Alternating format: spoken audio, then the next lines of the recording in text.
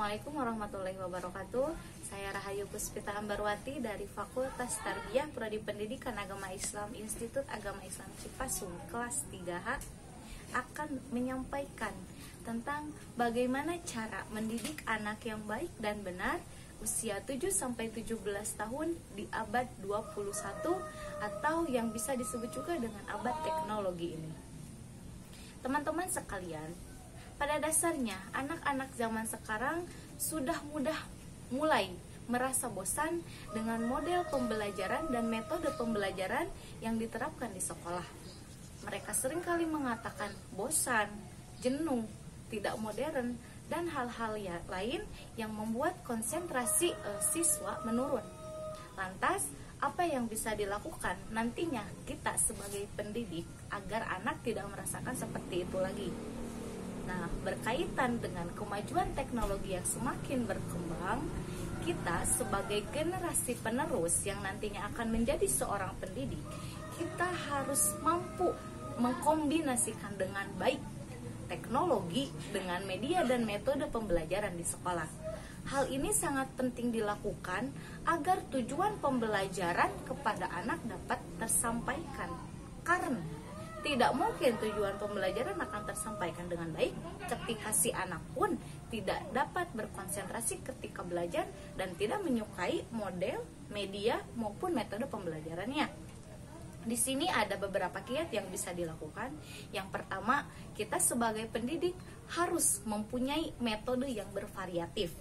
Artinya, ketika kita melaksanakan pembelajaran maupun mengajar, kita dituntut harus mampu mengubah metode pembelajaran sesuai dengan kondisi yang ada. Contoh kecil bisa dilakukan dengan penggunaan metode teknologi.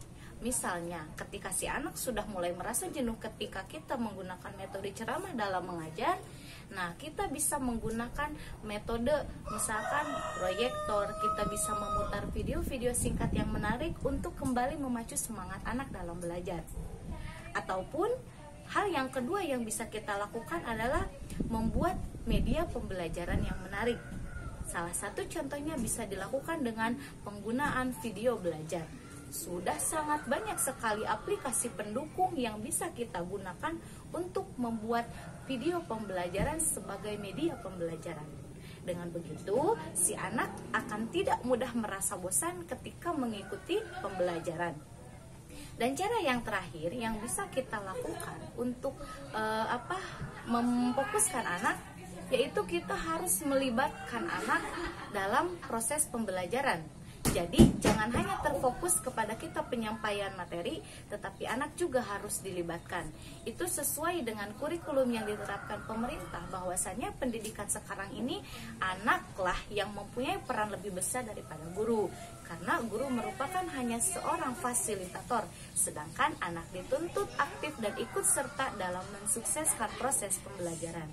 Hal ini tentunya bisa diraih dengan kita memadukan kemajuan teknologi dengan model media dan metode pembelajaran yang akan di sekolah.